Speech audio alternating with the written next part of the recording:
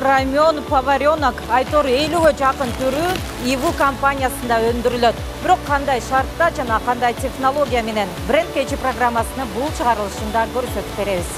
Алькони көпчүлүк кардарларын таба алган тез даярдалуучу кесме. Кыргызстандын борбору Бишкек шаарында Кытай жараны тарабынан ИВУ International Company аталышында ишкана негизделип, ийгиликтүү иштеп келе жатканына 20 жылдан ашты. Мында 100ге жакын жаран жумуш менен камсыз болуп, күнүнө 8000 кутучадан ашык продукция өндүрүлөт. Тез даярдалуучу кесменин түрүн даярдоо үчүн жергиликтүү өндүрүштөгү жогорку сорттогу ундар колдонулат. Ал эми ар кандай кошулмалары, соустар Швейцариядан даярдалып келет экен. Алькони чыгарган завод. Бул ундарды биз Кыргызстандан эле ун фирмалардан келет, алабыз. Ошолордан жууруп, Алькони кукси чыгарабыз да. Булар биздин ундар, бир 3-4 фирманын ундары да келет. Бул туздар кошула турган. Крахмалдар жакта тургандардын бар.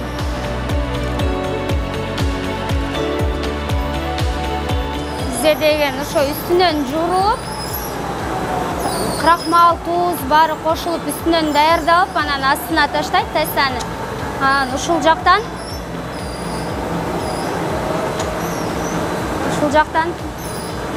линияга кетет да, ошо. Бияктан у менен крахмал аралашып жүрөт өйдөдөн. Тестага кирет да азыр. Бияга кирет ошо жондугу ушунча сантиметр болуп, эме 3 сантиметр болуп, кайра 2 сантиметр болуп келет. Кайра 1 сантиметр болуп барып лапша болуп кезилип чыгат терден. Кезилип чыккандан кийин барат буга кирет. Ошо баардыгы ошо камырга ылайыкташып жасалган булар баардыгы. Бүттүгү автоматына тартылган, бүттүгү өзүнүн эмеси менен формасы менен келет баардыгы. Баардыгы жакшы.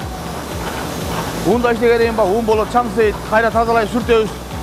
Күн сайын таза баардыгы. Шүгүр. Жакшы баардыгы. Камыр пардын ичине кирип кеткенден кийин мунун ичинде бул жерде ар бир 5 линияда камыр кетип атпайбы? 5 түрү бар, 5 көргөткүч. Ошолор баары бирдей температурада болот.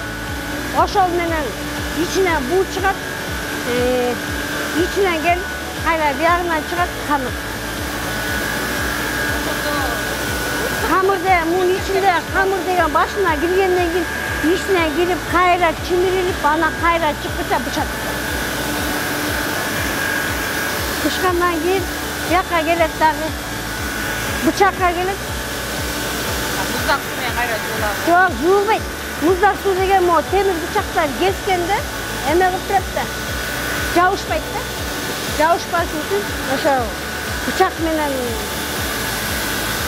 суу менен айдалып турса, ошондон жакшы түшөт да. Ошо бул жерден кезилип келет. Келип анан бул жерде формага түшөт. Формада эми ар кандай түшүп кала берет. Кээде кыйшак, кээде мондай көрөт өстөт. Формада кыздар палочка менен түздөшөт, кол менен карбаштайт да алар. Анан кийин баарына текши кылып 4 чарчы кошот. Ошондо бул формага кирип кетет. Формага кирип кеткенден кийин форманын ичинде май бар да, майдын давлениясын бияктан карап турабыз да. Майдын давлениялары бул жерде көрүнүп турат. Жашыл күйүп турган май иштеп аткандагы эме мотор. Ал иште күйүп тургандарда май иштеп аткан болот. Ортодо 185, 186, 87 көргөзүп атпайбы? Ошол температурада май кайнаган болот, майда ошондо пышат. Буудан чыккандан кийин кесме атайын жабдыктын жардамы менен майга бышырылат. Көлөмүнө жараша тиешелүү массада май куюлат дагы 185 градуска чейин ысытылат. Келет лапша тестер жактан 185 градуста бышат. 3 тоннадай май куюлат жактан, тиги жактан.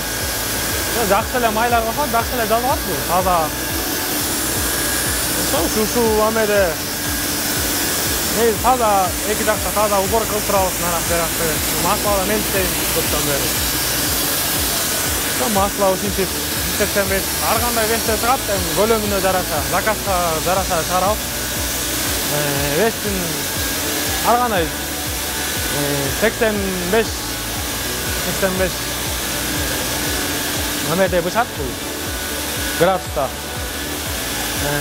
Лапшанын көлөмү өзүңүздөр көргөндөй эме азыр 120 граммдыктар чыгып атат, 100 грамм чыгат. Эмеде веси. Ошо көргөнүңүздөрдөй түшүнүктүү чыгат лапша. Боздуктар бар бул жерде. Лапша майдан чыккандан кийин аме лапшаны кургатат. Бул жакта амелер бар, вентиляторлор ар бир жерде. Ар бир жерде 3 төн вентилятор бар. Башынан этегине чейин бул жака чейин. Өзүңүздөрдө көргөндөй эле. Азыр кургап атат да. Могу воздух менен кургайт.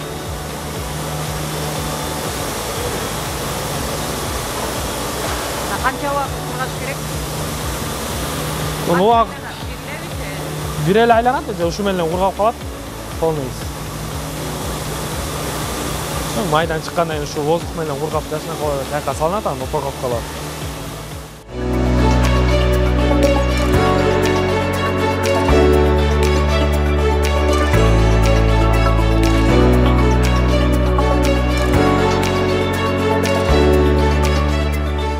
Даяр болгондон кийин бат даярдалуучу кесмелер таңгактоого жөнөтүлөт. Бирок андан мурун Кытайдан жазылып, даярдалып келген баштыкчалардын ар бирине соус кошулмалар салынып чыгат. Муну тияктан бышык даяр болуп келет да, муну биз бирден салабыз мындай кылып. Бирагын өзүнчө алабыз. Ошо мындай кылып эле кетет мындан ичине.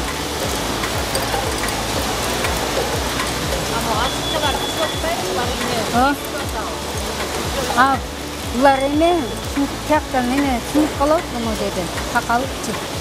Такалып эле сынып калат да. Ато жашынакай эле кетип, тазаларын эле эме кылабыз. Өз көзүбүз менен көрөбүз, таптаза салап көрүп аткандай эле. Таптаза. Жумуш шарты жакшы. Тамак аш берилет. Жакшы эле.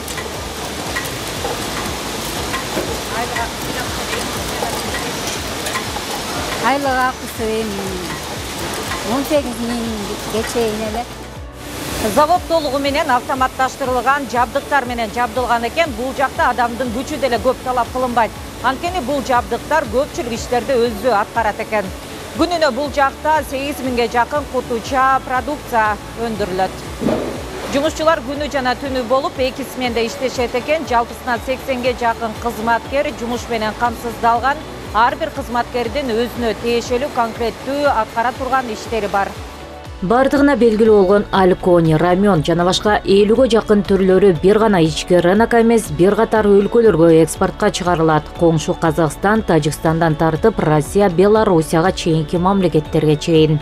Бул фирма негизделгени 2001-жылы деп айтылат. 2001 жылдан бери где-то 20 жылдын жүз болуп калды окшойт.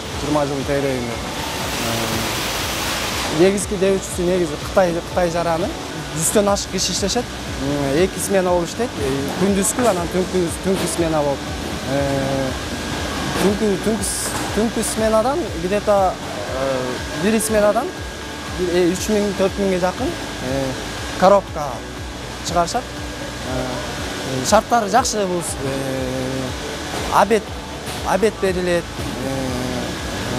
Жумуш убагында, айлык акысы убагында берилип, жумушчуларды камсыз кылып турат. Продукциялар болсо көбүнчө чет мамлекеттерге, Белоруссияга, Россияга, Казакстан, Өзбекстанга, Россияга, ушундай 7-8 көп эле мамлекеттерге. Бир кеткенде айына где-то 20 миң, 15-20 миң товар кетет коробка менен. Ички рынокко бизден бүт жакты Жалал Абад, жети областы баарын камсыздалат. Шарттарды бирсе өзүңөр көрүп чыккан окшойт, көрүп тургандай эле таза эле. Булардын багы чыгып калган отходдорду өзүнчө атайын бөлүкчө бир ящиктерге салып, аларды атайын контейнер бар. Ошол жакка алып барып түшүрүшүп, аларды биякта жергиликтүү тургундар малдарга жанагындай ар кандай эмелерге өздөрү сатышып алышат. Ivo International Company жоопкерчилиги чектелген коому Бишкек эркин экономикалык аймагында жайгашкан. 20 жылдан ашык убакыттан бери өлкө экономикасына салым кошуп, жергиликтүү тургундарды жумуш менен камсыз кылып келет.